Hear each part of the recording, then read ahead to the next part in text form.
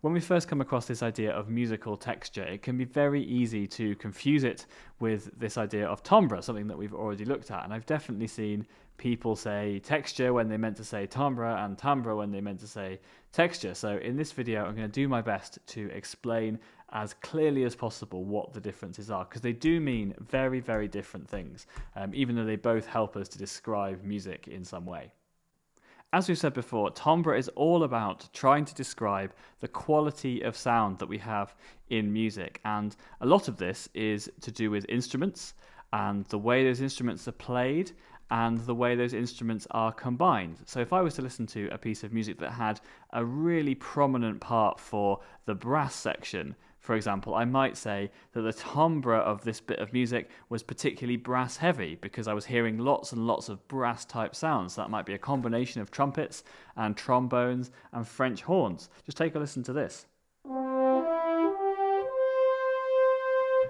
That was the best impression that my computer can do of a French horn, and the reason that we recognize it as a French horn is all to do with the quality of the sound, the color of sound that is coming from that instrument. And of course, it's the design of the instrument combined with the way that the instrument is played that come together to create that particular timbre, that particular quality or color of sound.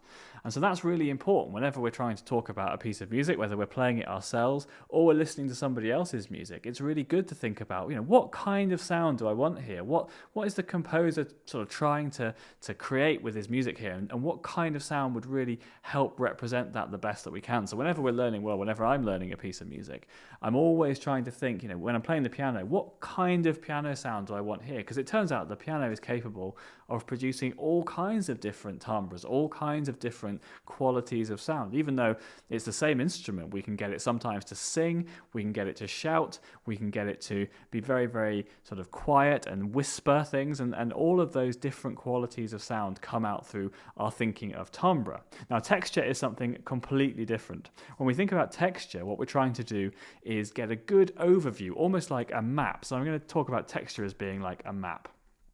And on that map, we're trying to get a good idea of how the musical elements are organized in the music. And that's what texture is all about. So it's very different to timbre, which is about quality and color of sound.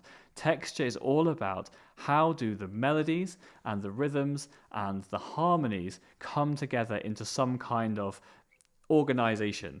And so one particular texture might be loads of different melodies just mixing together. They're everywhere, all these different strands of melody.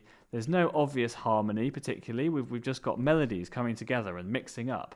And that's one particular type of texture.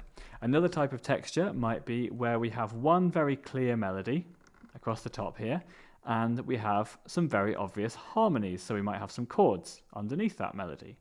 And if we were to draw a map of this piece, again, we'd be able to kind of represent those different elements as being harmony on the bottom and melody on the top. And these different organizations of melodies and harmonies and rhythms have different names. And we can use those names to communicate to other people exactly what's going on in the organization of a piece of music. So in the next few videos, we're going to go and have a look at some of those different names. And some of them are a little bit daunting to start with, but once you've got your head around them, they're really powerful terms to communicate the way that a piece of music is working underneath the surface.